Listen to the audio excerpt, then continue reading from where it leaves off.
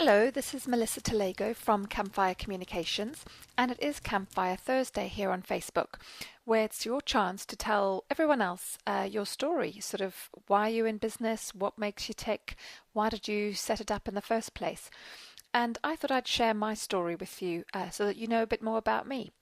So I'm South African, as you might be able to tell from the accent, and about 1 billion years ago, it seems now, I studied public relations for 3 years, and then I studied marketing for 3 years, and then I studied small business management for about 6 months. So after studying for long enough to be a doctor, I ended up in PR, as you do, and I worked at a small PR agency before getting a job at a global PR company called Text 100 that specialized in technology clients. And I worked on some of the biggest names at the height of the internet boom, like Microsoft and Cisco and IBM. Anyway, after having an absolute ball traveling all around the world doing that job, I got transferred with the company over to the Boston office, where I was in charge of the business development for all of North America. So that was very exciting. And then we won all of the IBM product business, and that meant all hands on deck. So I transferred to the New York office where IBM was headquartered, and I lived slap bang in the middle of Manhattan, right where they filmed Sex and the City, and got to work on all the IBM storage business. And it was a fantastic opportunity. It really was awesome, life-changing experience.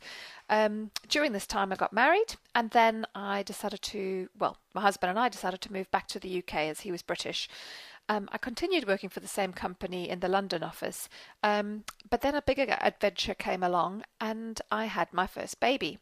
And I quickly realized that trying to look after a baby and work full time in PR in London and have an hour-long commute each way just wasn't going to work. So I left and I went freelance, still doing tech PR. I did that for about a year, and then along came my next baby.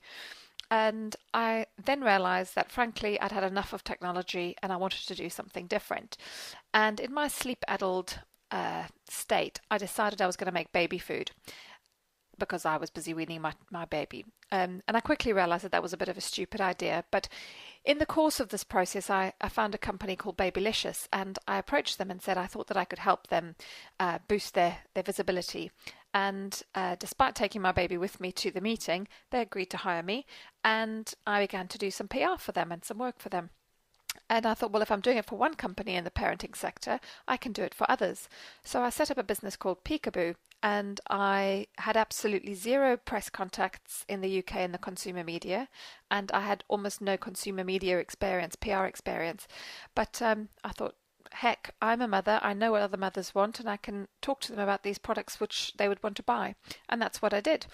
And I did it very successfully for 5 years. I was featured in several books on mumpreneurs. I won a couple of public relations awards, and I also took a bit of time out to sail from Hull to Rio in a yacht race, just because sometimes you just need some you time. Anyway, after 5 years of doing this, I decided I wanted to hand over Peekaboo to someone else. My passion was flagging and I wanted to do something different. So I sold it and I moved to York, and I spent a year or so settling my kids into a new school and doing a house renovation and having a go at writing a novel, which is something I always wanted to do. 70,000 words later, they're still all stored on my computer and I probably need to rewrite them. But I thought, what can I do from a job point of view? And I really started to think about the bits that I enjoyed most and that I was really good at. And I realized, having spent years blogging, that what I was really good at was telling stories, just about the mundane stuff that happens in life, or telling a really interesting story about something, but whatever it was, sort of making people either laugh because it was funny, or making them cry because it was moving, or just sort of stating the obvious and them going, I've never looked at it that way. And I realized that I could spot other people's stories when they couldn't spot them themselves, and I could see what would be newsworthy to journalists. So I thought I'd take the bit about talking to small businesses and helping them figure out what their story is, what makes them newsworthy, and then helping them tell that story most effectively, whether it's through copywriting or messaging or public relations or anything, and then using my sort of years and years of PR and marketing experience to help them build their profile. So that's how I've ended up here, about to launch Campfire Communications. I'm super excited about it. It's a bit of a a bit of a change from what I've done in the past, but I know that it's going to be awesome. And I really hope that you will sign up to my website, campfirecommunications.co.uk, and come along and enjoy the adventure. This is about sitting around a campfire, telling me your story. It's relaxed, it is friendly, it's no pressure. It's a chance to really sort of explore the bits that you love. It's exciting, it's adventurous. You can smell the wood smoke. We can have some squishy marshmallows, and it's going to rock. So, why don't you tell me your story now on Facebook? And I really look forward to getting to know you. Cheers!